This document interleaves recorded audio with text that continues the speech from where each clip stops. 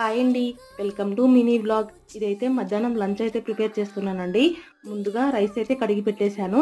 Rice కడిగి పెట్టేసిన తర్వాత ఉప్పేసి కుక్కర్ మూత పెట్టేశాను అనమాట. ఈ రోజు అయితే గోంగూర, చుక్కకూర అలాగే పొన్నగంటి కూర వేసి పప్పు అయితే చేస్తున్నాను. పప్పు కోసం అయితే ఆకుకూరలన్నీ ఒలుచుకుంటున్నానండి. ఈ ఆకుకూరలన్నీ మేము పెంచుకున్నవేనమాట.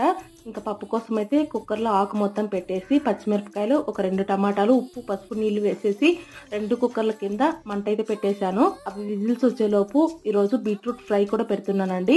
బీట్రూట్ ఫ్రై కోసం అయితే ఇక్కడ బీట్రూట్ ని చాపర్లో వేసి చిన్న చిన్న ముక్కలుగా కట్ చేసేసుకుంటున్నాను. ఫ్రై కోసం గ్యాస్ పైన ప్యాన్ అయితే పెట్టేశాను. ప్యాన్ వేడెక్కే లోపు టైం పడుతుంది కాబట్టి ఉదయం కడిగిన గిన్నెలు ఉంటే పైన ఆరిపోయిన మొత్తం తీసి లోపల పెట్టేసుకుంటున్నాను. అలాగే బీట్రూట్ ని కూడా తాలింపు వేసేసి సిమ్ లో అయితే మగ్గించుకుంటున్నాను. ప్యారలల్ గా ఖాళీగా ఉన్న టైంలో గిన్నెలు కూడా కడిగేసి ఫైనల్ గా పెనిపి తాలింపు పెట్టే టైంలో తెల్లబాయి పేలి నూనె మొత్తం గ్యాస్ అంతా పడిందనమాట. అలాగే చేయి కూడా కాలింది.